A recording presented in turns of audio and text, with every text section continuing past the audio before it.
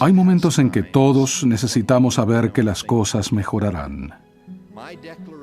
Declaro que eso es precisamente lo que el Evangelio de Jesucristo nos ofrece, especialmente en los momentos difíciles.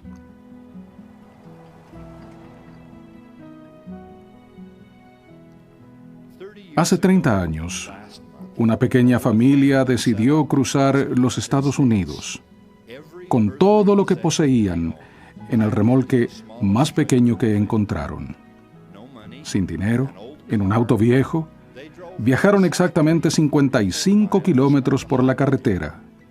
Y entonces, el motor del auto hizo erupción. El joven padre miró y vio que el vapor era tanto como su frustración. Dejó en el auto a su esposa y a sus 2 inocentes hijos, el menor de ellos de apenas 3 meses, y caminó unos 5 kilómetros hasta Canaraville, la metrópoli al sur de Utah, de solo unos 65 habitantes. Consiguió un poco de agua y un hombre bondadoso ofreció llevarlo hasta donde había dejado a su familia. Solucionaron el problema y condujeron el auto muy despacio hasta St. George para que lo revisaran. Aunque lo inspeccionaron repetidamente por más de 2 horas, no pudieron encontrarle ningún problema, así que la familia reinició su viaje. Al cabo de la misma cantidad de tiempo, exactamente en el mismo lugar de la carretera, debajo del capó del auto, se produjo otra explosión similar. Sintiéndose más torpe que enojado, el apesadumbrado joven padre dejó una vez más a sus seres queridos y emprendió la larga caminata en busca de ayuda, de nuevo. Esta vez, el hombre que le dio el agua le dijo: «Usted o el otro hombre que se parece a usted debería conseguir un nuevo radiador».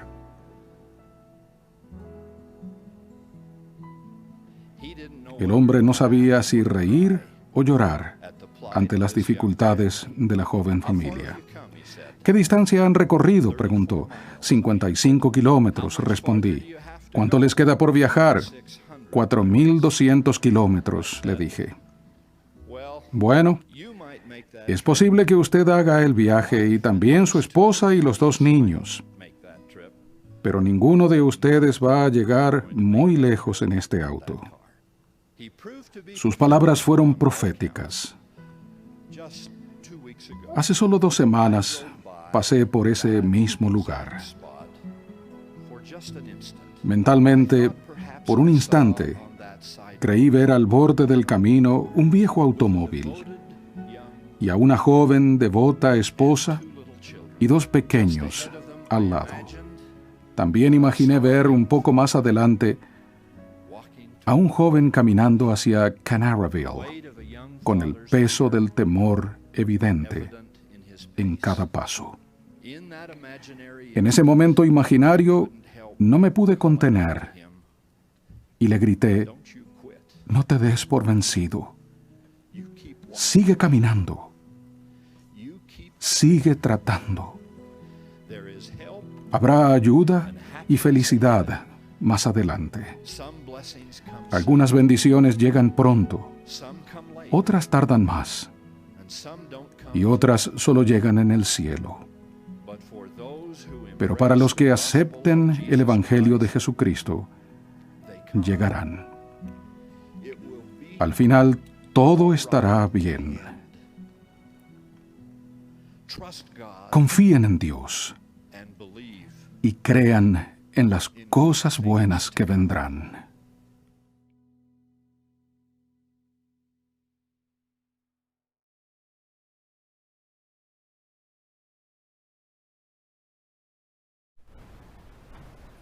Estimados hermanos, bienvenidos a la clase de la escuela dominical correspondiente a la semana del 5 al 11 de julio.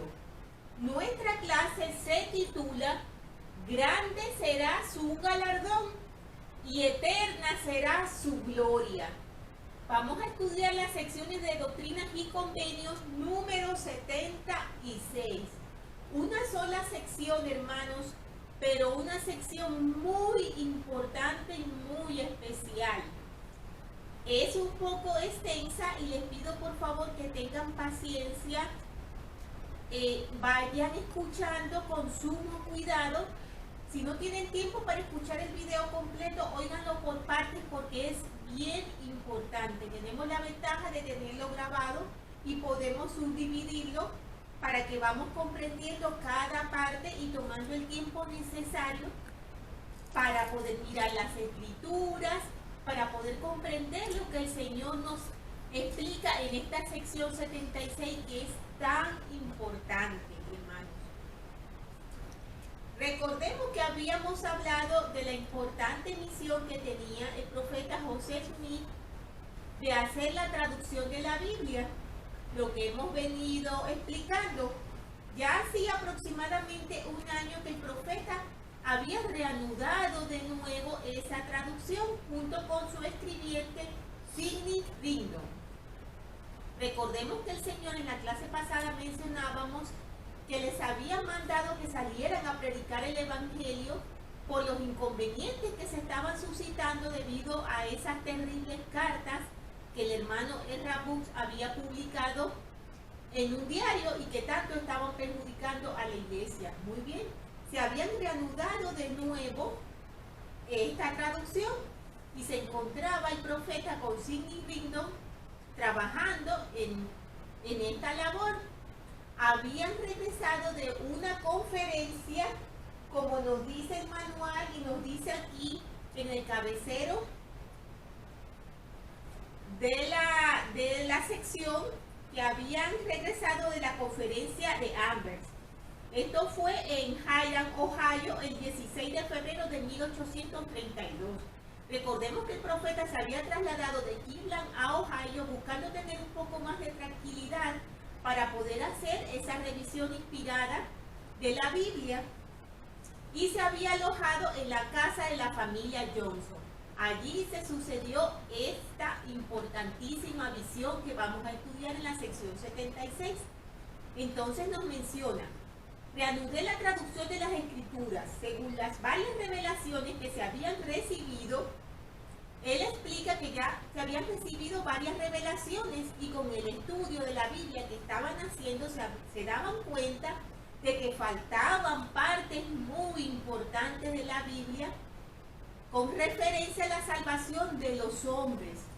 Esas partes o bien habían sido quitadas, como hemos mencionado en otras oportunidades, con el paso del tiempo, a conveniencia, algunas partes de la Biblia habían sido quitadas, o también se habían perdido los manuscritos originales para el momento en que se había hecho la compilación del texto bíblico. Entonces, el profeta decía que había muchas cosas que era importante conocer y que no se sabían con referencia a la salvación del hombre. Una de esas cosas bien importantes es una duda que todos tenemos, ¿verdad? ¿Qué pasa con nosotros cuando morimos? El profeta José Smith señala que esa expresión que usamos, nos morimos y vamos al cielo, ciertamente él mencionaba que si todos vamos a ser juzgados de acuerdo a las obras que hemos hecho en la carne, es decir, en este tiempo de probación que estamos viviendo, entonces eso significaba que ese término de cielo que nosotros usualmente utilizamos para designar el lugar a donde vamos, tiene que estar entonces dividido en varios reinos. No podría ser un solo lugar, ya que hay personas buenas, hay personas malas. Dentro de las personas buenas hay personas que han aceptado la iglesia, otras que no han aceptado la iglesia, pero que no son malas. Todas esas dudas estaban al pendiente. Entonces el profeta decía, consiguientemente, mientras traducíamos el Evangelio según San Juan, el hermano Rigno y yo vimos la siguiente visión. El profeta estaba traduciendo Juan 5:29 en el momento en que se recibió esta visión, que está contenida en la sección 76 de Doctrinas y Convenios. En esta lección, hermanos, vamos a hablar cosas importantísimas, vamos a hablar de los reinos de gloria. Vamos a ver lo que dice el Señor en estos versículos. Quiero mencionarles, hermanos, algo muy importante que es esencial para el estudio de las Escrituras, que es esencial para poder comprender las cosas del Señor, sobre todo cuando son lecciones así tan fuertes como esta. Y se trata de un atributo muy especial de nuestro Salvador, de un atributo muy importante, hermanos, y es la paciencia. La paciencia, porque hay temas que son muy extensos y complicados como este que vamos a tocar. Yo quiero mencionar una escritura que se encuentra en Romanos 15:4 y dice lo siguiente: a fin de que por la paciencia y la consolación de las Escrituras tengamos esperanza. Nos dice consolación de las Escrituras. Una amiga me mencionó esa escritura para un mensaje espiritual que ella iba a utilizar en una reunión, en un consejo que había en la iglesia, y me llamó poderosamente la atención cuando ella me comentó que ella había meditado mucho con respecto a eso. Esa es otra cosa importante, hermanos, la meditación, que un poco más adelante vamos a hablar de ello. Mi amiga me mencionaba que ella, meditando acerca del tema de la paciencia, se dio cuenta de lo importante y lo imprescindible que era la paciencia para el estudio de las Escrituras. ¿Por qué? Porque cuando nosotros leemos las Escrituras y lo hacemos de tal manera que pensamos que tenemos que entender inmediatamente, porque nuestro tiempo es corto, nos saltamos muchas veces incluso el paso imprescindible de hablar antes con nuestro Padre Celestial y pedirle su ayuda para comprender. Cuando vamos así de deprisa, cuando decimos no tener tiempo y no meditamos y no oramos y no somos pacientes, nos hemos dado cuenta, hermanos, que no damos tiempo a que el Espíritu Santo entre en nuestro corazón y nos ayude a comprender. Es imprescindible que tengamos paciencia para leer, para releer, para meditar, para tener la humildad de humillarnos ante nuestro Señor y rogarle que nos ayude a comprender y dar el tiempo necesario para que esas explicaciones, esa comprensión llegue a nosotros a través del Espíritu Santo. Porque en esta lección aprendemos algo muy importante, y es que los misterios de Dios solo se comprenden por el poder del Santo Espíritu. Pero para eso necesitamos ser pacientes. No basta con que solo leamos un par o dos o tres o cuatro versículos y queramos ya inmediatamente comprenderlo todo. Debemos ser pacientes y dar el tiempo necesario para que la espiritualidad fluya en nuestro corazón y en nuestra mente y podamos comprender. Dicho esto, comenzamos con los primeros versículos, donde el Señor habla de una manera muy directa. Y el Señor dice lo siguiente: oíd, oh cielos, escucha, oh tierra, como siempre nos dice, oíd y escuchar. Y regocijaos vosotros los habitantes de ellos, porque el Señor es Dios y aparte de Él no hay Salvador. Una afirmación directa, importante e imprescindible que nosotros siempre tengamos en cuenta. La salvación solo puede venir de Dios. Solo nuestro Señor nos puede salvar. No hay otra manera de ser salvos. En el versículo 2 en adelante nos dice: grande es su sabiduría, maravillosas son sus vías, y la magnitud de sus obras nadie la puede saber. Sus propósitos nunca fracasan, ni hay quien pueda detener su mano. De eternidad en eternidad, Él es el mismo y sus años nunca se acaban. Este versículo también me gustó mucho, hermanos, porque siempre escuchamos decir esa expresión: ha pasado el tiempo, ya esas leyes, esas cosas de los tiempos antiguos ya no se aplican hoy en día. Ya es diferente, el mundo progresa, el mundo tiene que cambiar. Y ya esas cosas no son importantes. Claramente el Señor aquí nos dice: es el mismo y sus años nunca se acaban. Y sus leyes tampoco, hermanos, siguen absoluta y totalmente vigentes desde el principio, y así lo serán hasta el final. Porque así dice el Señor: yo el Señor soy misericordioso y benigno para con los que me temen, y me deleito en honrar a los que me sirven en rectitud y en verdad hasta el fin.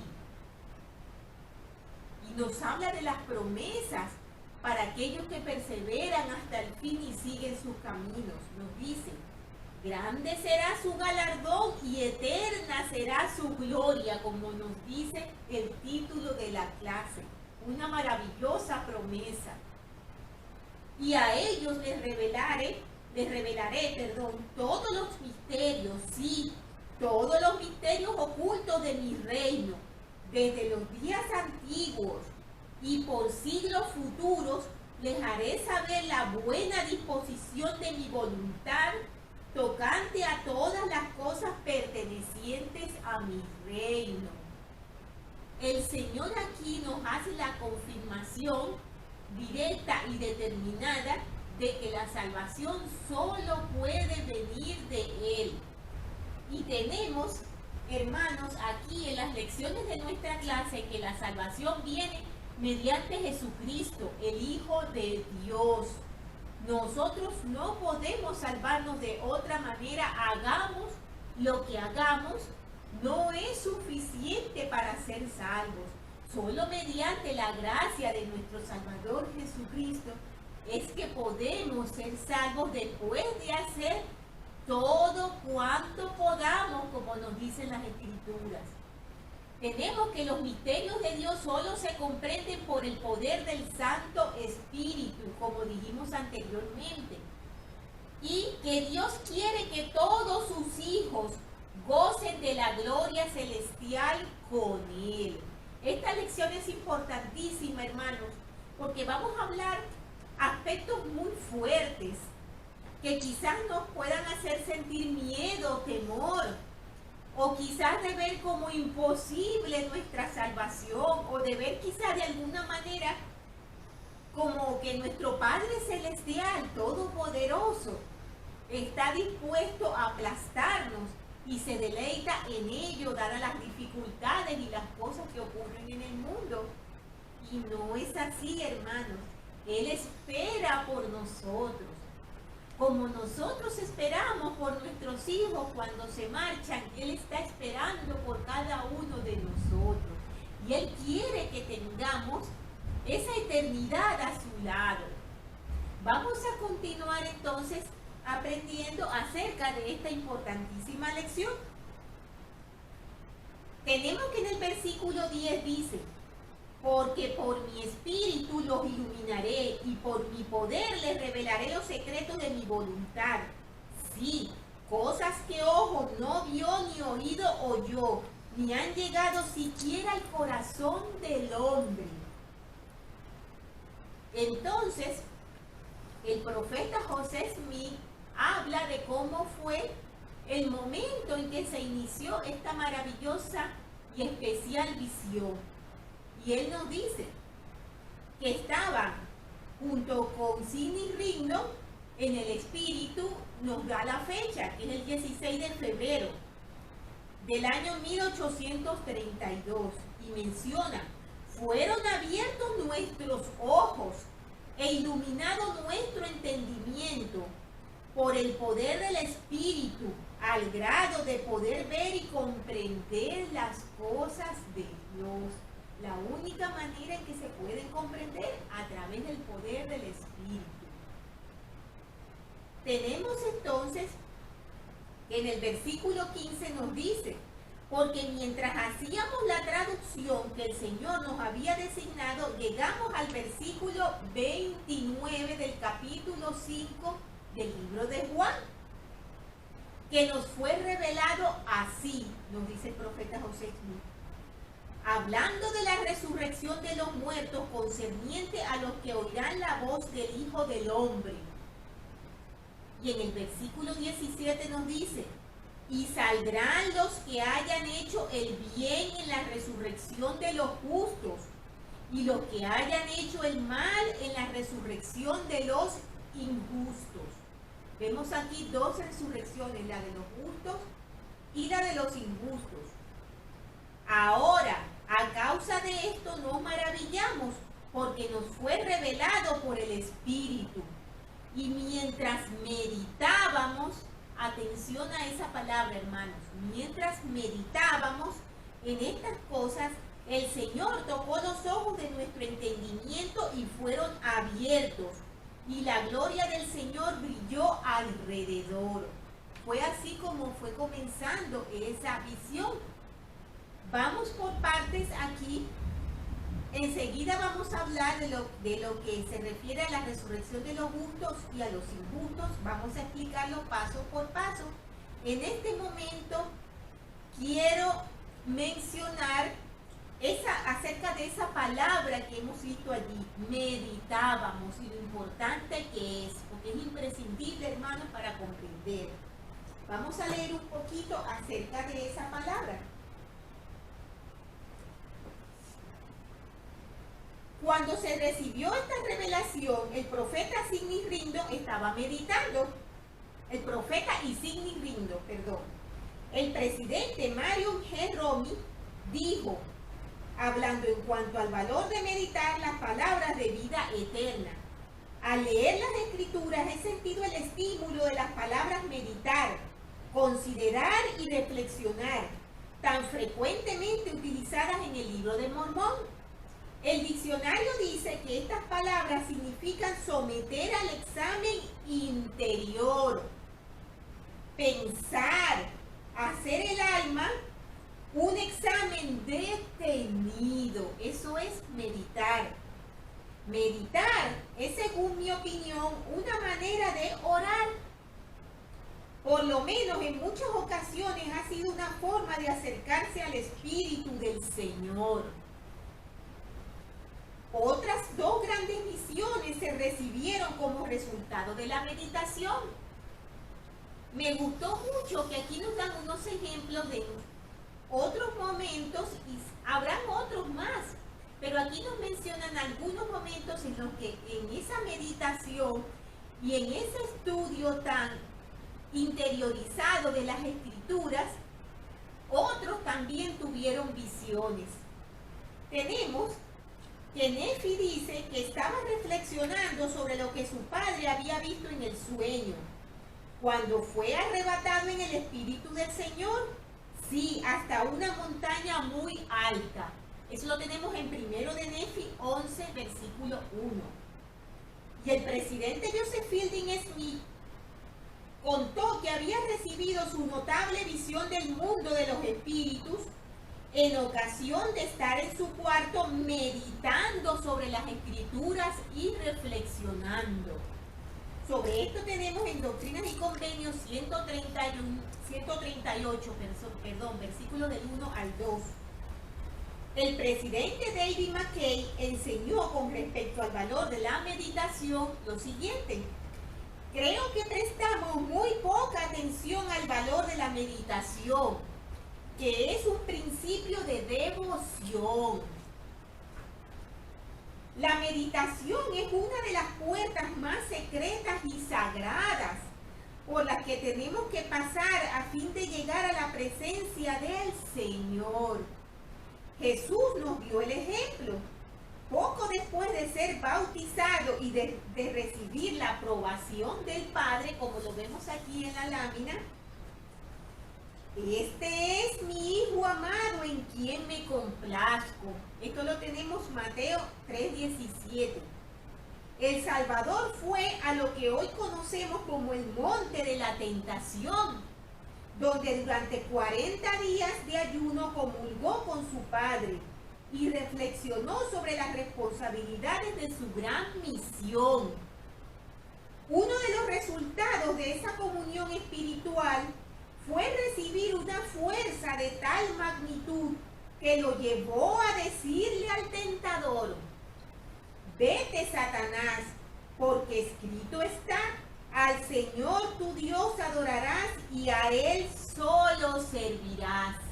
Mateo 4:10. Estos ejemplos, hermanos, nos llevan a darnos cuenta de lo importante que es la meditación. Esta sección, como hemos dicho, es muy especial. El presidente Wilford Woodruff dijo lo siguiente acerca de esta visión que tenemos en la sección 76. Comunica más luz, más verdad y más principios que cualquier revelación que se encuentre en cualquier otro libro que hayamos leído. Aclara nuestra condición presente, de dónde vinimos, por qué estamos aquí y hacia dónde nos dirigimos. Por medio de esta revelación, cualquier persona puede saber cuál será su parte y condición. Pues todos sabemos qué leyes guardamos y las leyes que obedezcamos aquí determinarán nuestra posición en el más allá. Seremos preservados por esas leyes y recibiremos las bendiciones pertinentes a ellas. Palabras muy importantes, hermanos. Tenemos entonces que, continuando con los versículos, nos dice lo siguiente acerca de la visión que estaban viendo el profeta y Sidney Rigdon cuando fueron arrebatados en el Espíritu. Dice: y vimos la gloria del Hijo a la diestra del Padre y recibimos de su plenitud. Yo les recomiendo, hermanos, que lean todos los versículos con mucho detenimiento. Son muchos, no podemos leerlos aquí todos, solamente voy a distinguir algunos de ellos y a explicar algunos de ellos. En el 22 nos dice: y ahora, después de los muchos testimonios que se han dado de él, este es el testimonio, el último de todos, que nosotros damos de él, que vive. Ese maravilloso versículo, hermanos, que nos llega tanto al corazón y que tanto hemos escuchado, que él vive, porque ellos lo vieron, ellos hablaron con el Salvador. Cuando nos dice aquí el último de todos los testimonios, no se refieren a un testimonio final, a que ya esto no va a volver a ocurrir.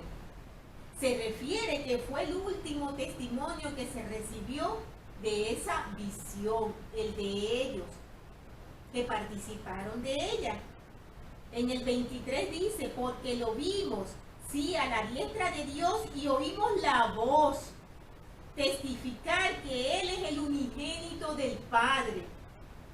Y esto también vimos, de lo cual damos testimonio, que un ángel de Dios que tenía autoridad delante de Dios, el cual se rebeló en contra del Hijo unigénito, a quien el Padre amaba, y el cual estaba en el seno del Padre, fue arrojado de la presencia de Dios y del Hijo, y fue llamado perdición, porque los cielos lloraron por él, y era Lucifer, un hijo de la mañana. Nos estamos remontando aquí en esta visión, hermanos, a la preexistencia, aquel concilio que se llevó a cabo en los cielos y que se nos explica cuando hablamos del plan de salvación. cuando el Señor dio su plan, cuando nuestro Padre Celestial dijo las condiciones. Si nosotros leemos el relato, el presidente George Cannon nos explica algo interesante con respecto a ese relato. La verdad es que yo no había caído en cuenta de ello, pero es cierto. Al leer el relato nos damos cuenta que Lucifer no era cualquier espíritu. Era un espíritu de elevada posición en el reino celestial en ese momento. Porque démonos cuenta que el Padre Celestial dio su plan y Él tuvo la osadía de dar el suyo. Y el suyo no fue aceptado, como todos sabemos.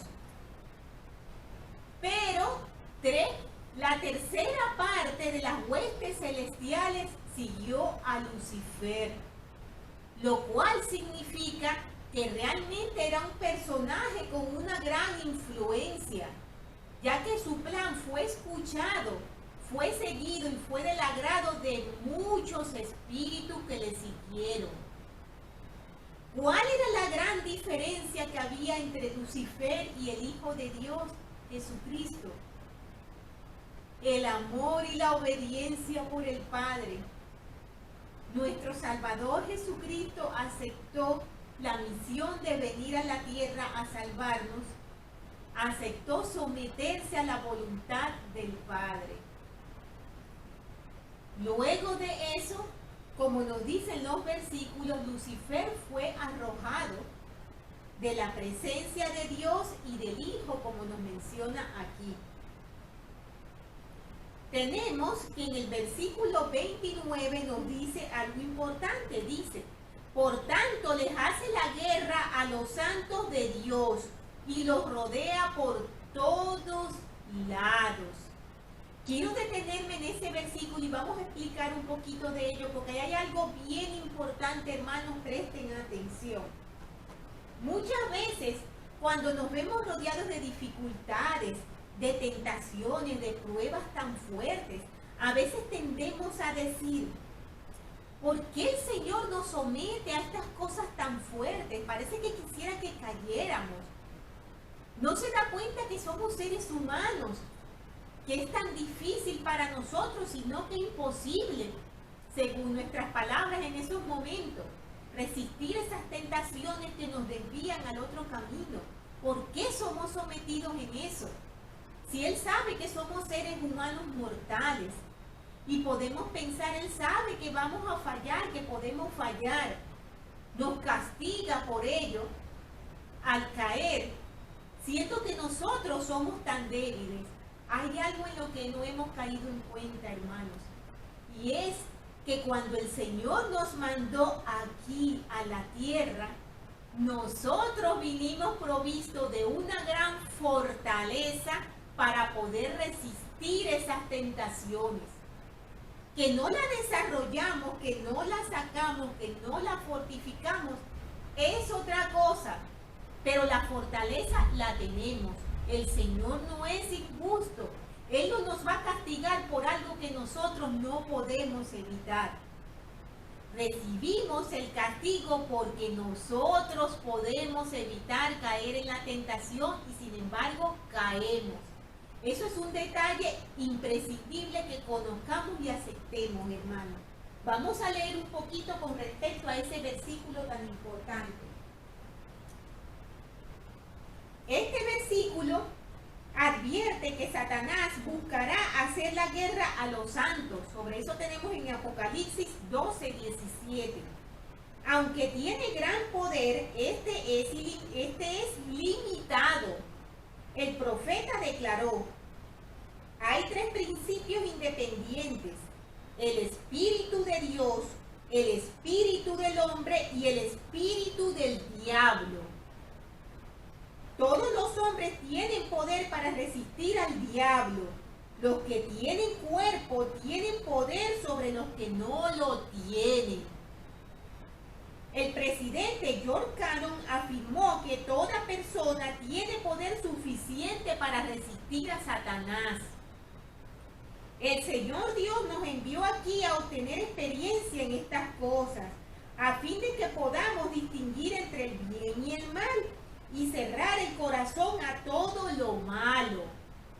Cierto es que algunos tienen más poder de resistencia que otros, pero todos tenemos el poder de cerrarnos contra la duda, contra la oscuridad, contra la incredulidad, contra la depresión, contra la ira, contra el odio, contra los celos, contra la malicia, contra la envidia. Dios nos ha dado esta potestad a todos y podemos obtener mayor fortaleza si lo invocamos pidiéndole aquello que nos falta. Si no fuera así, ¿cómo podríamos ser condenados por ceder a las influencias del mal? No podríamos merecer condenación por hacer aquello que no podemos evitar. Siempre que nuestra mente se llene de oscuridad, podemos estar seguros de que no tenemos el Espíritu de Dios y debemos salir de ese estado. Al llenarnos con Él, nos inunda el gozo, la paz y la felicidad, sea cuales fueran las circunstancias que nos rodeen, porque el suyo es un espíritu de regocijo y de felicidad. Tenemos allí algo muy importante, hermanos. Podemos vencer las tentaciones. Tenemos dentro de nosotros ese poder y esa fortaleza que nuestro Padre Celestial nos ha dado. No vinimos desarmados de allí, hermanos. No vinimos del mundo de los espíritus como seres sin ninguna fortaleza. Vinimos preparados. Está en nosotros acercarnos a nuestro Padre Celestial para fortalecer todas esas defensas que trajimos con nosotros. Tenemos entonces que en el versículo 31 nos dice: así dice el Señor, concerniente a todos los que conocen mi poder y han llegado a participar de él, y se dejaron vencer a causa del poder del diablo, y niegan la verdad y se rebelan contra mi poder. Estos son los hijos de perdición, de quienes digo que el que mejor hubiera sido para ellos no haber nacido.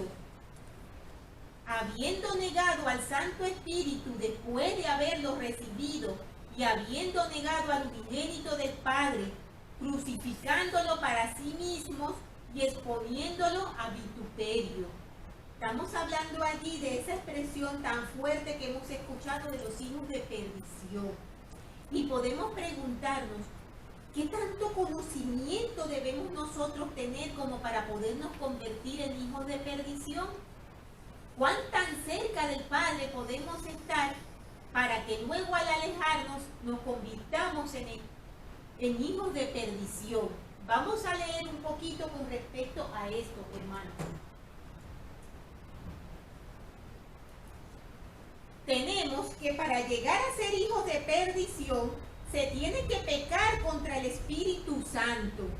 Pero para cometer ese pecado es necesario haber recibido el don del Espíritu Santo, como lo hemos recibido cada uno de los que nos hemos bautizado en la iglesia. El Elder Melvin Ballard explicó lo siguiente: al Espíritu Santo se le ha dado el derecho y privilegio de manifestar la verdad al hombre en una forma que a ningún otro poder le es factible. De manera que cuando Él hace que una persona vea y sepa algo, esa persona lo sabe sin ninguna duda y mejor que cualquier otra cosa que pueda llegar a saber. Pecar contra ese conocimiento es pecar contra la luz mayor que existe. Y en consecuencia, al hacerlo, el individuo comete el pecado más grande de todos. Tenemos, hermanos, que llegar a ese punto tan grave de ser hijos de perdición no es algo que ocurre de un día para otro. Esto es bueno meditarlo y saberlo, hermanos. No es que hoy somos miembros fieles de la Iglesia de Jesucristo de los Santos de los últimos días y mañana nos convertimos en hijos de perdición. No ocurre de esa manera. Ocurre de una forma peligrosamente progresiva. Y digo peligrosamente progresiva, hermanos, porque he allí el engaño del adversario al hacernos creer que pequeñas cosas no nos van a llevar a cosas más graves. Y comenzamos fallando poquito a poco, de tal manera que se cumple un proceso en el cual progresivamente nos vamos alejando del Señor. Durante ese proceso, muchas veces, cuando hacemos cosas que no son las correctas, sentimos malestar espiritual, ¿verdad? En un principio y pensamos, pues esto no fue lo que yo aprendí en las Escrituras, esto no es lo que el Señor quiere que haga, pero me siento un poco cómodo con ello, me siento un poco liberado de esas leyes que tenía que cumplir. Sentimos ese remordimiento en nuestro corazón. Pero ¿por qué hablamos de peligrosamente progresivo? Porque cuando nosotros seguimos ese proceso, poco a poco, ese sentimiento de arrepentimiento, ese sentimiento de tristeza al no obedecer las cosas que sabemos que son verdaderas, desaparecen. Y poco a poco nos vamos, perdone que se me cayeron los lentes, peligrosamente nos vamos alejando del camino del Señor y dejamos de sentir ese pesar en nuestro corazón, por lo cual ya perdemos nuestra capacidad de arrepentimiento y comenzamos a negar las verdades que el Espíritu Santo nos ha testificado y que nosotros sabemos con certeza que son ciertas. Tenemos que la gente no llega a este estado en un soplo. El presidente Joseph Fielding Smith escribió el camino que algunos siguen y que los lleva a odiar a Dios y a sus siervos. El cambio interior no se produce repentinamente, sino que se debe a alguna forma de transgresión, la cual continúa afincándose en el alma impenitente hasta que el Espíritu Santo se retira. Y de ahí en adelante el hombre queda solo en las tinieblas espirituales. Entonces el pecado engendra pecado, la oscuridad aumenta hasta que el amor a la verdad se torna en odio y el malvado deseo de destruir todo lo que es justo y verdadero vence al amor de Dios. En esta forma se expone a Cristo al vituperio y se glorifica la blasfemia. Tales personas se han colocado en una situación que están fuera del alcance de los poderes redentores de Cristo. Sobre esto podemos leer en Hebreos 6, del 4 al 9, en Hebreos 10, del 26 al 29 y en Mateo 12, del 31 al 32. No pueden participar de su misericordia porque no pueden inclinarse al arrepentimiento por haber perdido totalmente el Espíritu de Dios. Podemos preguntarnos si en qué forma puede uno crucificar al unigénito del Padre y exponerlo al vituperio. Porque cuando hablamos de eso, de crucificar de nuevo a Jesucristo, de exponerlo al vituperio, pensamos que es algo que nunca haríamos. Pensamos, yo jamás haría eso al Salvador Jesucristo. Puede que no vaya a la iglesia ni cumpla toda la ley, pero tanto como crucificar al Salvador, podemos decir, yo no lo haría. Si hubiese estado allí, yo no lo hubiese permitido cuando crucificaron al Salvador. Pensamos todas esas cosas, ¿verdad? Vamos a leer y nos vamos a dar cuenta de que crucificar al Salvador es algo más extenso que solamente referirnos al preciso momento en que fue clavado en la cruz. A veces leemos en las Escrituras una frase sobre derramar sangre inocente. Con relación a los hechos de los que están en esa condición que hablamos, de los hijos de perdición, el presidente Joseph Fielding Smith explicó que el derramamiento de sangre inocente no solo se refiere al hecho de quitar la vida a los inocentes, sino que también abarca las acciones que tratan de destruir la palabra de Dios y exponer a Cristo al vituperio. Los que han conocido la verdad y luego luchan contra los siervos autorizados de Jesucristo, también luchan contra Él, y así son culpables de derramar su sangre. El derramamiento de sangre inocente se menciona en las Escrituras diciendo que es consentir en la muerte de Jesucristo y exponerlo al vituperio. Vemos, hermanos, la gravedad de nuestras obras y cómo podemos, sin darnos cuenta, también estar crucificando al Salvador. Hasta esa gravedad podemos llegar y pensamos que no somos capaces, pero lo estamos haciendo sin darnos cuenta, para gran regocijo del adversario, que se contenta de esos engaños tan sutiles con los cuales nosotros no nos estamos dando cuenta que nos estamos hundiendo en sus dominios. Continuando entonces con los versículos, tenemos lo siguiente. En el 37 dice: y los únicos sobre quienes tendrá poder la segunda muerte son los hijos de perdición, se refiere. Sí, en verdad los únicos que no serán redimidos en el debido tiempo del Señor después de padecer su ira. Porque todos los demás saldrán en la resurrección de los muertos, mediante el triunfo y la gloria del Cordero, que fue muerto, que estaba en el seno del Padre desde antes de que los mundos fuesen hechos. Nos hablan aquí de la segunda muerte. ¿Qué es la segunda muerte?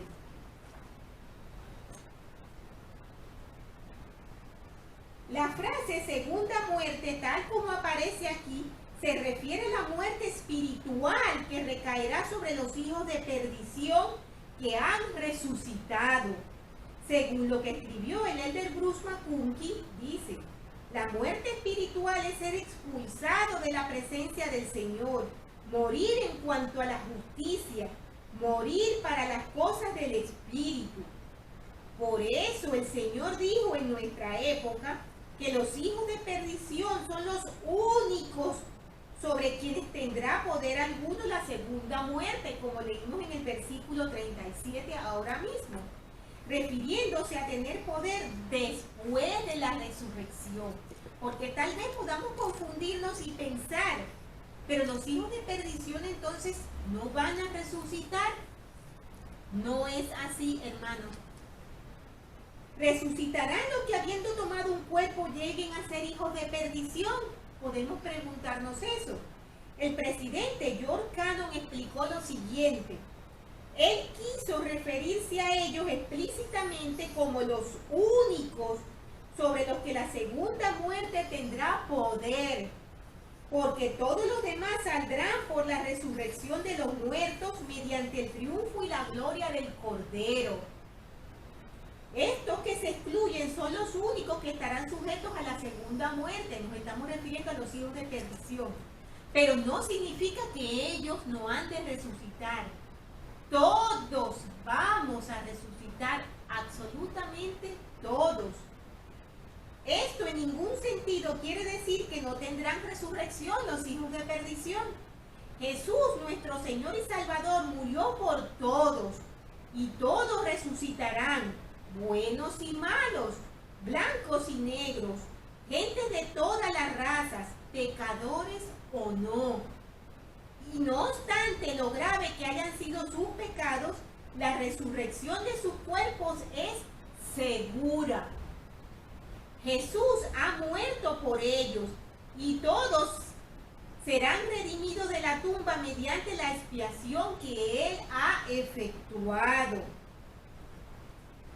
importante que conozcamos ese detalle y no nos confundamos, hermanos. Recordemos que la resurrección es para todos y que la expiación obra de una manera incondicional en el sentido de que todos vamos a resucitar, pero condicional en el sentido de la salvación, porque tenemos que arrepentirnos de nuestros pecados y esa es la condición y seguir al Salvador para poder ser salvos, pero la resurrección la tendremos todos. Continuando entonces con los versículos, tenemos que en el 49 decía: y oímos la voz decir, escribid la visión, porque he aquí, este es el fin de la visión de los padecimientos de los impíos. Hemos hablado de los hijos de perdición. Y nos dice a partir del 50. Y otra vez testificamos porque vimos y oímos. Y este es el testimonio del Evangelio de Cristo concerniente a los que saldrán en la resurrección de los justos. Vamos a hablar ahora de la resurrección de los justos.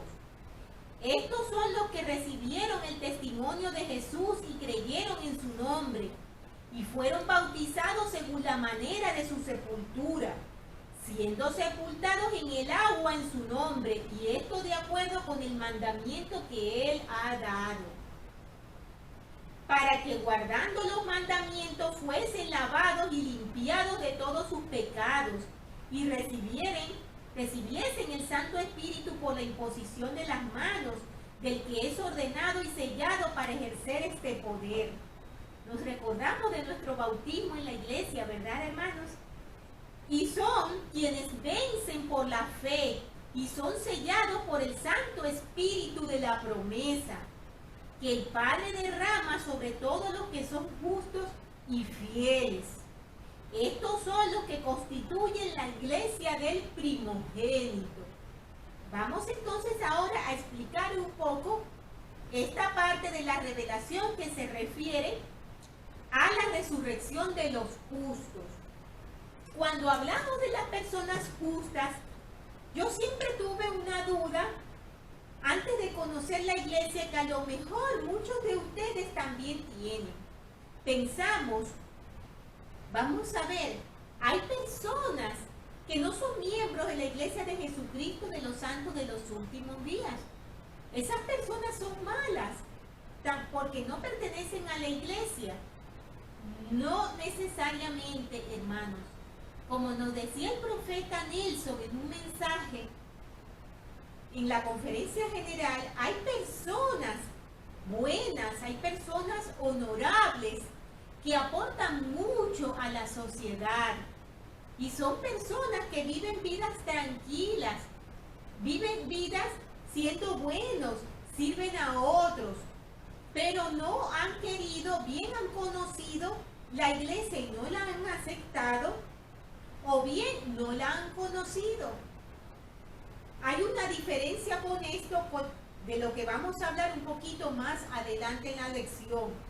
Tenemos que entonces estas personas, por no ser miembros de la iglesia, no son personas malas, no son injustas. Entonces podemos tener la duda, pero ¿qué pasa? Estas personas entonces no forman parte en la resurrección de los justos, pero son personas honorables. El presidente Russell M. Nelson se entristecía mucho por esas personas y él mencionaba que aunque son buenas y son honorables, nuestro Padre Celestial en su infinita misericordia tiene un lugar para ellos en el plan de salvación. Pero ese lugar a donde ellos van a estar no es el lugar donde ellos van a poder morar por la eternidad con sus seres queridos. No es el lugar donde van a tener la plenitud del gozo. Vamos a hablar un poquito de esta resurrección de los justos, porque veremos que hay como dos partes en la resurrección de los justos. Es una sola, pero hay como dos partes. Vamos a hablar acerca de ello. Tenemos que hay dos resurrecciones principales, la resurrección de los justos y la de los injustos. En la primera resucitarán aquellos que vayan a la gloria celestial y terrestre.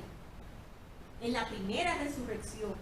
El presidente Joseph Fielding Smith escribió lo siguiente respecto a la resurrección de los justos. En la revelación que la Iglesia ha recibido en los últimos días, el Señor ha dado más conocimiento con relación a este glorioso acontecimiento. Habrá por lo menos dos clases de personas que tendrán el privilegio de salir en esa resurrección. Primero, aquellos que morarán en la presencia de Dios y de su Cristo para siempre, jamás, como nos dice en el versículo 62. Y segundo, las personas honorables, aquellas que pertenecen al reino terrestre, así como las que heredarán el reino celestial. Tenemos aquellas que heredarán el reino celestial y las que heredarán el reino terrestre. Tenemos allí dos reinos de gloria dentro de la primera resurrección. En ocasión de la venida de Cristo, los que han dormido en sus sepulcros saldrán, porque serán abiertos sus sepulcros, y también ellos serán arrebatados para recibirlos en medio del pilar del cielo. Ellos son de Cristo, las primicias, los que descenderán con él primero. Y los que se encuentran en la tierra y en sus sepulcros, que son los primeros en ser arrebatados para recibirlo, y todo por la voz del son de la trompeta del ángel de Dios. Sobre esto tenemos en Doctrinas y Convenios 88, del 97 al 98. Estos son los justos, aquellos cuyos nombres están escritos en el cielo, donde Dios y Cristo son los jueces de todo. Son hombres justos, hechos perfectos mediante Jesús, el mediador del nuevo convenio, que obró esta perfecta expiación derramando su propia sangre, como nos dicen los versículos 68 al 69 de la sección 76. Luego de ese gran acontecimiento, y después que el Señor y los justos que hayan sido arrebatados para recibirlo, hayan descendido a la tierra, ocurrirá otra resurrección. Esta puede considerarse como parte de la primera, aunque ocurrirá posteriormente.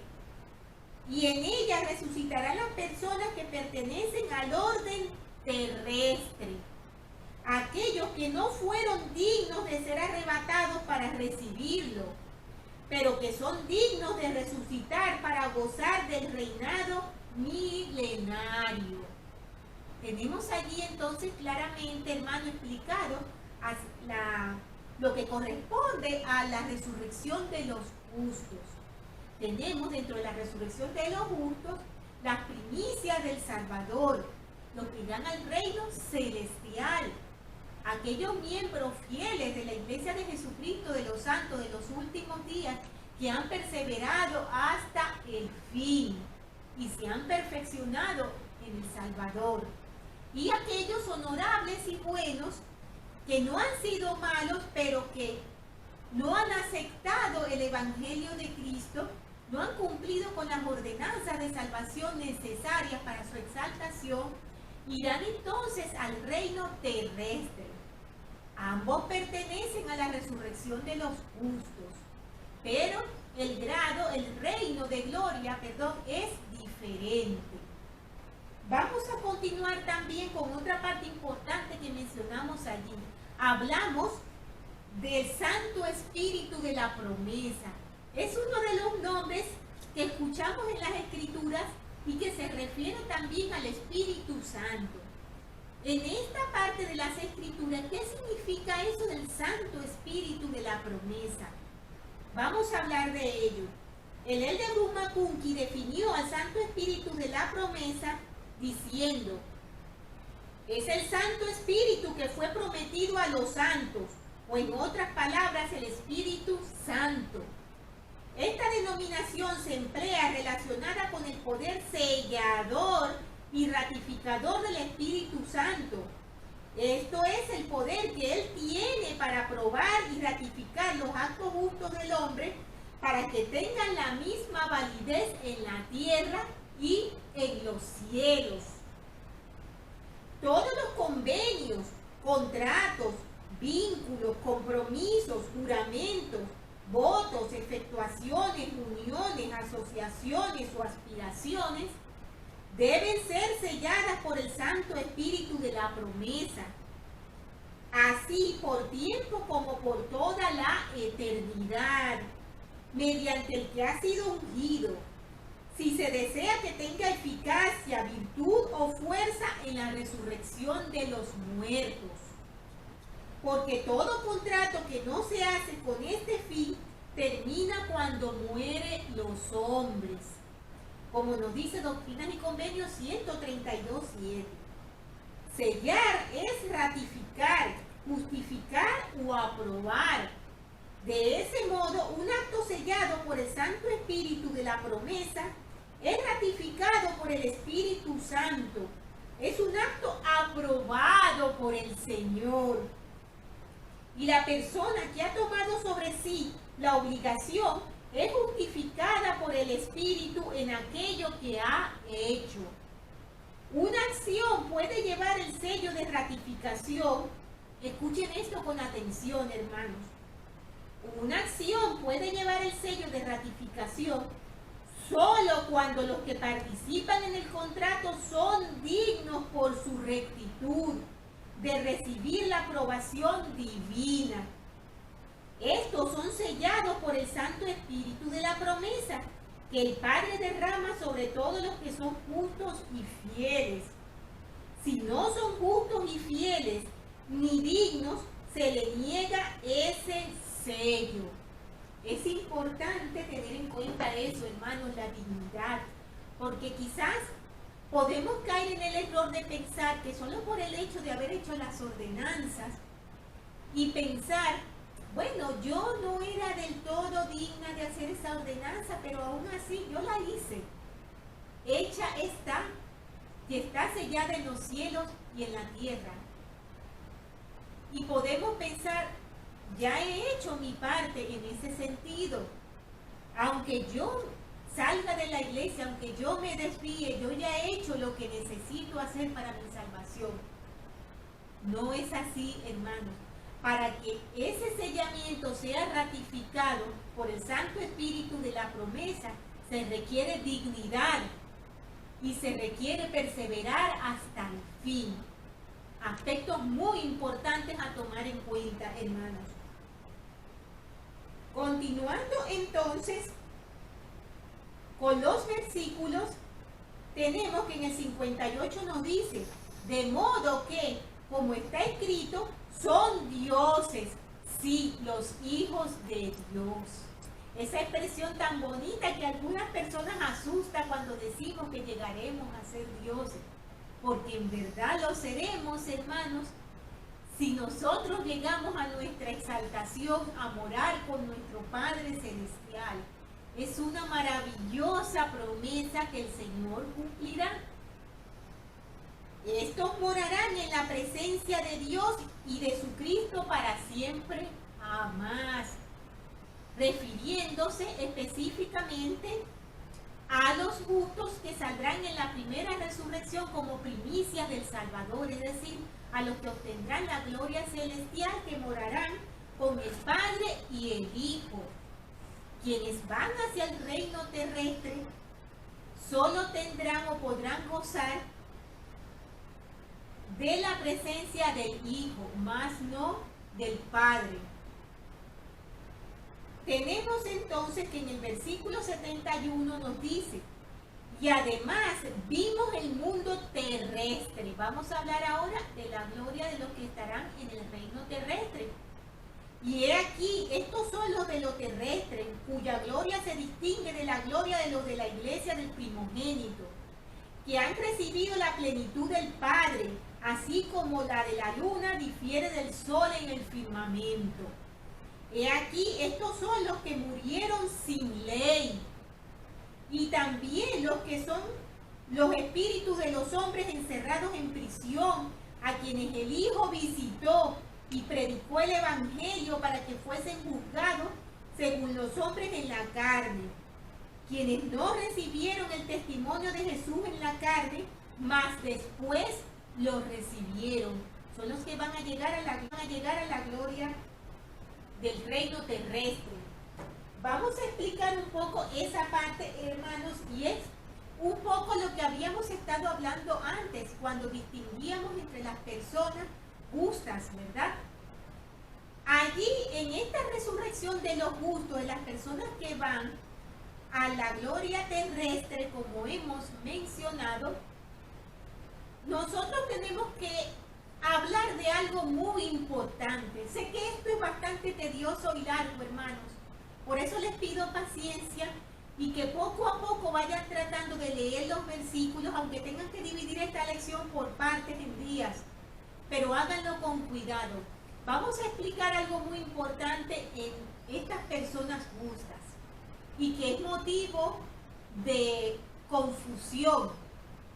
Cuando hablamos de la obra en el mundo de los espíritus, muchas veces nos confundimos y pensamos que el hecho de que esas obras puedan hacerse en el mundo de los espíritus significa que todos pueden ir a la exaltación.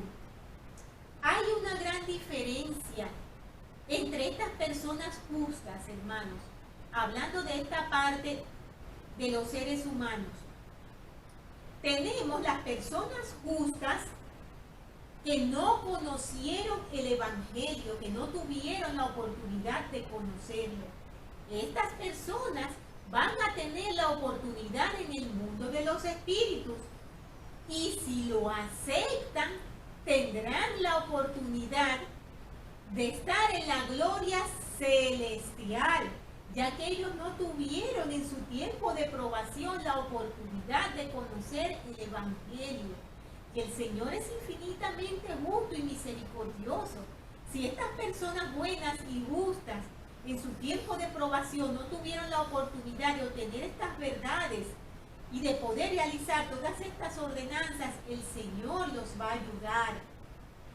Pero tenemos a otra parte de estas personas buenas y justas, y son aquellos que, habiendo tenido la oportunidad de conocer el Evangelio, rechazaron aceptarlo.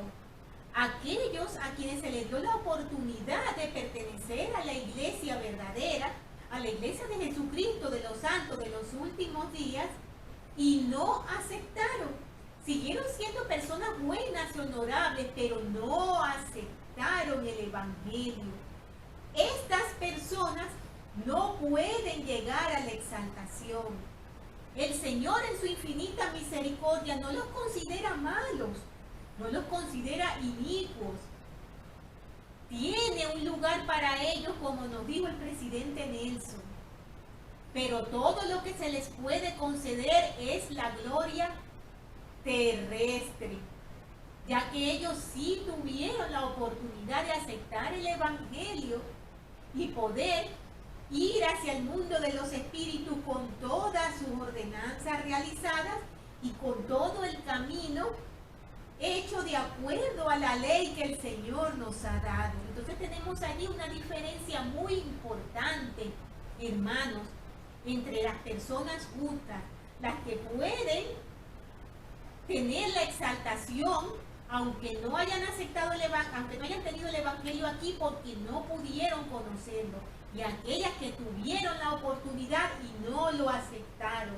Esto es bien importante, hermanos, saberlo y saber que este es el momento, y si tenemos la oportunidad necesitamos hacer lo que nos corresponde. Tenemos una historia muy interesante con respecto a esto, hermanos, que el de Bruce McConkie comentó y es muy ilustrativa. Él habla de una hermana muy fiel a la iglesia. Dentro de sus circunstancias, ella se esforzaba mucho por hacer lo bueno en la iglesia. Pero su esposo era un hombre inicuo, era un hombre dado a los placeres mundanos, era un hombre que bebía, que fumaba, que incluso tenía una moralidad muy dudosa. La hermana era fiel a las cosas del Señor y un día le dijo a su esposo: ¿por qué si tú sabes que la iglesia es verdadera no te bautizas? El esposo le respondió: no necesito hacerlo, no quiero hacerlo, porque estoy cómodo y contento disfrutando del mundo. Estoy feliz haciendo todo lo que quiero hacer y con lo que me siento contento y placentero. Aunque yo sepa que la iglesia es verdadera, no necesito hacerlo. ¿Sabes por qué? Porque cuando yo muera, tengo la oportunidad y sé que tú lo vas a hacer. Vas a hacer las obras por mí y yo voy a tener también mi exaltación. Efectivamente, cuando este hombre murió, su esposa se ocupó, porque es nuestro deber hacerlo, de que su esposo recibiera las ordenanzas pertinentes. Pero nos podemos hacer la pregunta: ¿de qué le aprovecharán a él esas ordenanzas cuando en vida él no quiso aceptar el evangelio sabiendo que era verdadero y teniendo la oportunidad de vivirlo en su vida? Aparte tenía la condición de la iniquidad, de lo que vamos a hablar ahora un poquito más adelante. Tenemos allí un ejemplo muy ilustrativo para que no nos confundamos, hermanos, ni permitamos que nuestros seres queridos se confundan pensando que su salvación la tendrán en el mundo de los espíritus porque haremos las obras por ellos nosotros desde aquí, desde la esfera mortal, y que eso automáticamente los salvarán aunque ellos sean malos, aunque ellos no hayan querido aceptar el evangelio. Esto es un punto peligroso que es importante que demos a conocer. Tenemos que el Elder McConkie nos dice lo siguiente: las personas no tendrán una segunda oportunidad para obtener la salvación. Esta vida es el tiempo, el día de nuestra aprobación. Después del día de esta vida que se nos ha dado, a fin de que nos preparemos para la eternidad, viene la noche de tinieblas en las que no se puede hacer obra alguna. Para aquellos que no tienen el privilegio de creer en la palabra santa y obedecerla en esta vida, su primera oportunidad de obtener la salvación será en el mundo de los espíritus, porque no lo conocieron en su vida mortal. Los que escuchan la palabra por vez primera en el más allá, si son la clase de personas que habrían aceptado el evangelio aquí, de habérseles presentado la oportunidad, lo aceptarán en la otra vida. La salvación de los muertos es para aquellos que reciben por primera vez la oportunidad de salvarse en el mundo de los espíritus. No existe otra promesa de salvación aparte de la que se expresa en esta revelación. Tenemos esto en Doctrinas y Convenios 137, los versículos del 7 al 8. Los que rechazan el evangelio en esta vida y luego lo reciben en el mundo espiritual, no van al reino celestial, sino al terrestre. Eso es perfectamente lógico y justo, hermanos. Quizás para las personas que lo viven no lo vean de esa manera, pero debemos reconocer que el Señor en su infinita misericordia es justo infinitamente también. Y Él no va a llevar a la exaltación una persona que no ha querido perseverar hasta el fin, una persona que no ha querido aceptar el evangelio aquí en la tierra. No puede darle los mismos privilegios que le da a una persona que se ha esforzado en su tiempo de probación por hacer lo que Él le ha mandado. Es importante tener eso en claro. Luego, continuando con los versículos, nos dice: son los que reciben de su gloria, mas no de su plenitud. Estamos hablando de los que van al reino terrestre. Son los que reciben de la presencia del Hijo, mas no de la plenitud del Padre. Por consiguiente, son cuerpos terrestres y no son cuerpos celestiales, y difieren en gloria como la luna difiere del sol. En el versículo 79 nos dice: Estos son aquellos que no son valientes en el testimonio de Jesús. Así que no tienen la corona en el reino de nuestro Dios. Hablamos allí de algo muy importante, hermanos. Valientes en el testimonio de Jesús. ¿Qué significa ser valientes en el testimonio de Jesús?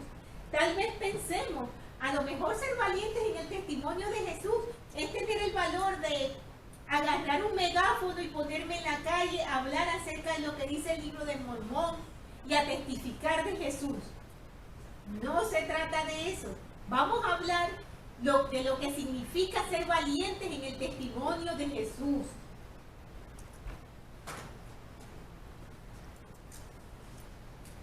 Tenemos que leer de Bruce McConkie, nos dice varias cosas con respecto a ello. Resumiendo, tenemos ¿qué significa ser valiente en el testimonio de Jesús? La gran piedra angular de la valentía en la causa de la justicia es la obediencia a toda la ley del Evangelio completo. Eso es ser valiente en el testimonio de Jesús, ser obedientes.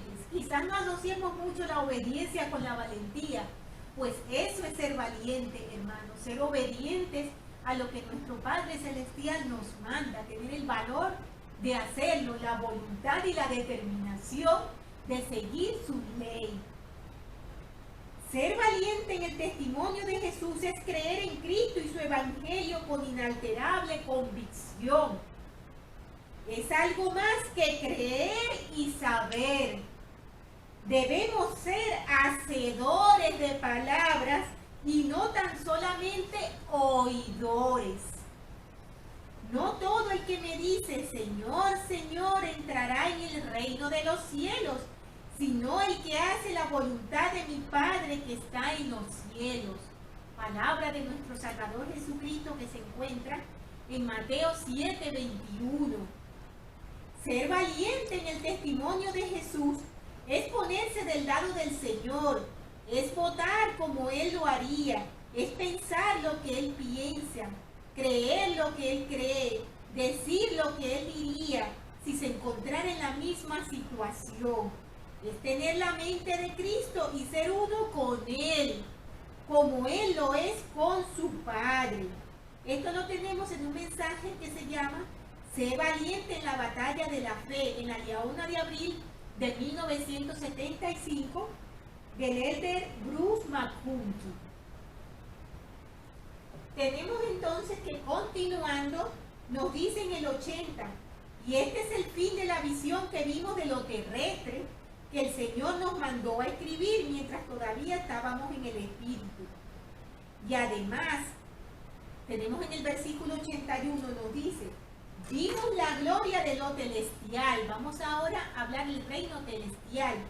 La gloria de lo menor, así como la gloria de las estrellas difiere de la gloria de la luna en el firmamento. Estos son los que no recibieron el Evangelio de Cristo ni el testimonio de Jesús. Son los que no niegan al Santo Espíritu. Son aquellos que son arrojados al infierno. Son estos los que no serán redimidos del diablo, sino hasta la última resurrección, hasta que el Señor Cristo, el Cordero, haya cumplido la obra. Vamos a ver, hermanos, ¿a qué se refieren ellos con la gloria celestial? ¿Quiénes van a la gloria celestial? ¿Y qué relación tiene con el infierno, como nos mencionan los versículos? El elder McConkie explicó la relación que hay entre el infierno y el reino celestial. La parte del mundo de los espíritus habitada por los espíritus inicuos que esperan el día de su resurrección reciben el nombre de infierno. Allí estarán los espíritus inicuos, no los que han negado al Espíritu Santo, no los hijos de perdición, los espíritus inicuos estamos hablando. Entre su muerte y resurrección, estas almas de los malvados son arrojadas en las tinieblas. Allí sufren los tormentos de los condenados. Allí se revuelcan en la venganza del fuego eterno. Allí hay llanto y lamentación y crujir de dientes. Allí la enardecida indignación de la ira de Dios se derrama sobre los malvados. Estamos hablando de los inicuos, hermanos, no de los hijos de perdición en este instante, de los inicuos. Después de la resurrección, la gran mayoría de los que han sufrido en el infierno pasarán al reino celestial. El resto, con la maldición de ser los hijos de perdición, serán condenados a sufrir miseria eterna con el diablo y sus ángeles. Tenemos que en el versículo 89 nos dice: y así vimos en la visión celestial la gloria de lo celestial, que sobrepuja a toda comprensión. ¿Qué quiere decir esa expresión sobrepuja a toda comprensión? Esta condición en la gloria celestial, que nuestro Padre Celestial es tan infinitamente misericordioso, hermanos, que Él ha dado un lugar para cada uno de sus hijos en su reino. Dentro de su plan de salvación, todos tendremos nuestro lugar de acuerdo a nuestras obras en este tiempo de probación. Incluso esas personas malvadas, inicuas, también van a tener su lugar en el plan de salvación, y es el reino celestial. No estamos hablando, vuelvo y repito, de los hijos de perdición, sino de las personas malvadas, los inicuos que no seguían la ley de Dios, no negaron el Espíritu, pero no siguieron la ley de Dios, se dedicaron a los placeres que pudieron aprovechar del mundo, y no siguieron la ley que el Señor nos dio, ni cumplieron evidentemente con sus ordenanzas. Tenemos que solamente los hijos de perdición que niegan la verdad y abiertamente desafían a Dios no tendrán el privilegio de entrar en un reino de gloria. Los hijos de perdición no tienen reino de gloria. Ese reino está reservado para quienes en su probación mortal fueron los inicuos de la tierra. El reino celestial, donde van a ir esos malvados, no los hijos de perdición, porque ellos no tendrán reino de gloria. Tenemos entonces que en el versículo 111 nos dice: porque serán juzgados de acuerdo con sus obras, y cada hombre recibirá conforme a sus propias obras su dominio correspondiente en las mansiones que están preparadas, y serán siervos del Altísimo, mas a donde Dios y Cristo moran no podrán venir por los siglos de los siglos.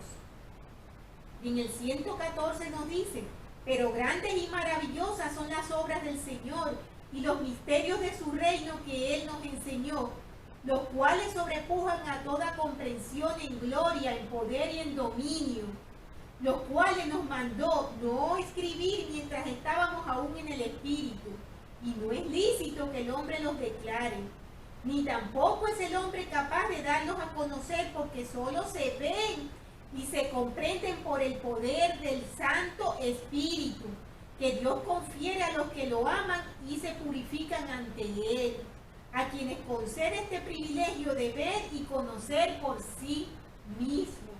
Como mencionábamos en la última lección, hermanos, los misterios de Dios solo se comprenden por el poder del Santo Espíritu. El profeta José Smith, en cuanto a eso, dijo unas palabras. Mencionó: si pudiéramos leer y entender todo lo que se ha escrito desde los días de Adán sobre la relación que tendrá el hombre con Dios y los ángeles en un estado futuro, aún así sabríamos muy poco de ello. La lectura de las experiencias de otros o las revelaciones dadas a ellos jamás podrán darnos a nosotros un concepto comprensivo global de nuestra condición y verdadera relación con Dios. El conocimiento de estas cosas tan solo se puede obtener por la experiencia, mediante las ordenanzas que Dios ha establecido para ese propósito. Si por 5 minutos pudiéramos ver lo que hay en el cielo, aprenderíamos más que si leyésemos todo lo que se ha escrito sobre el asunto. Necesitamos el poder del Espíritu, hermanos, para poder aprender los misterios de Dios, las cosas del Señor, hermanos. No podemos aprenderlas de ninguna otra manera. Podemos pensar con todo lo que hemos hablado, los grados de gloria, lo que el Señor pide de nosotros. Podemos pensar, el Señor no quiere que me salve, el Señor quiere hundirme porque es demasiado. No, hermanos, el Señor nos preparó la vía. El Señor quiere que todos volvamos a su presencia. Él desea con todo su corazón que todos seamos exaltados. Cuando nosotros venimos al mundo, hermanos, yo tengo aquí una pequeña, bueno, no es pequeña, en realidad es muy grande, es una flor, porque quiero explicarles algo con respecto a cómo nosotros podemos hacer ese camino que ahora que escuchamos todo esto parece tan difícil, ¿verdad? Y que nos da tanto miedo ese final del que hablábamos. Cuando nosotros vinimos al mundo, recordemos que el plan de salvación nos dice que nos fue colocado un velo de olvido. Recordemos también que ocurrió la caída y que por la caída nosotros tenemos una debilidad que nos lleva a caer en las tentaciones, es decir, que somos como este tronco, como esta flor que se dobla, ¿verdad?, ante las tempestades, ante las dificultades, ante las tentaciones y que puede ensuciar sus pétalos, puede estropearse porque los vientos pueden doblarla ante la debilidad que tiene. Pero el Señor, como mencionábamos antes, no nos ha mandado débiles. Él nos ha enviado con una gran fortaleza y nos ha preparado la vía. Nos ha enviado a su Hijo, y su Hijo es como nuestro apoyo, es como nuestra guía, es quien nos sostiene si nosotros nos adherimos a Él. En este caso yo tengo este trozo de madera, es más corto que la flor, pero el Salvador sobrepasa mucho más de nosotros y no hay ninguna parte de nosotros que quede fuera de Él si nosotros tomamos la decisión de adherirnos a Él. Pero ¿cómo nos adherimos a Él? Mediante la obediencia a las leyes del Señor, ¿verdad? Mediante a los convenios que hacemos con Él, a las ordenanzas que realizamos. Empezamos con ¿cuál? Con las del bautismo, ¿verdad? Pero si solo hacemos la del bautismo, quedamos así, un poquito sujetos a lo que es nuestro Salvador, a esa guía, si solamente hacemos una. Pero ¿qué ocurre cuando hacemos varias? Cuando hacemos todas las que tenemos que hacer, nos vamos adheriendo más al Salvador, ¿verdad? Y nos vamos pareciendo más a Él. Y vamos andando en rectitud, porque estamos adheridos a Él, cuando además de hacer las ordenanzas, perseveramos hasta el fin, cumplimos con el bautismo, cumplimos con cada una de las ordenanzas que durante la senda de los convenios nosotros tenemos que cumplir para que permanezcamos en rectitud como lo está esta flor adherida a esta madera. Vamos a leer este concepto ahora que lo hemos explicado para que sea un poco más detallado. Tenemos un libro que se llama Temas del Templo, por Jeffrey M. Brasham. Un libro muy bueno que da unas explicaciones excelentes, hermanos. Y allí tenemos las siguientes palabras. Por medio del nuevo y sempiterno convenio, nuestro Padre Celestial ayuda a sus hijos a crecer en estatura espiritual. Si bien al momento del bautismo ejecutamos nuestro primer convenio del Evangelio en la mortalidad, confiando íntegramente en los méritos de Cristo, el Señor se propone que gradualmente ganemos fortaleza espiritual al hacer y guardar más convenios hasta que algún día lleguemos al punto que seremos semejantes a Él.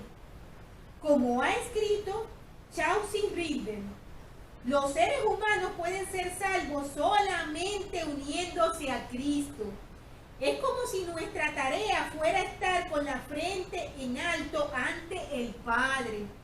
Pero por motivo de la caída estamos quebrados e inclinados, como le explicamos en la flor. El Salvador es nuestro tutor derecho y largo, muy largo, infinitamente largo.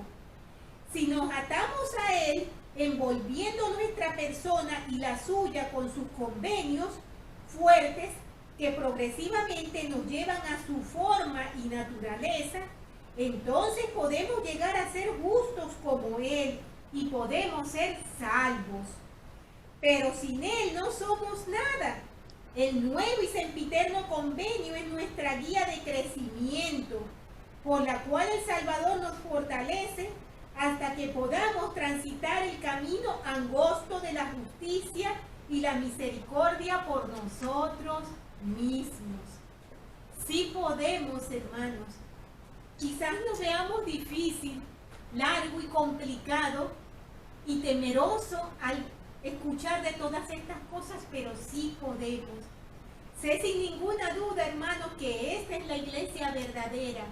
Sé sin ninguna duda que la iglesia de Jesucristo de los santos de los últimos días es la única iglesia sobre la tierra que nos ofrece el evangelio completo, verdadero y eterno de nuestro Salvador Jesucristo. Sé sin ninguna duda que la salvación solo nos viene mediante Jesucristo, el Hijo de Dios, que solo podemos comprender los misterios de Dios a través del Espíritu, por el poder del Espíritu Santo.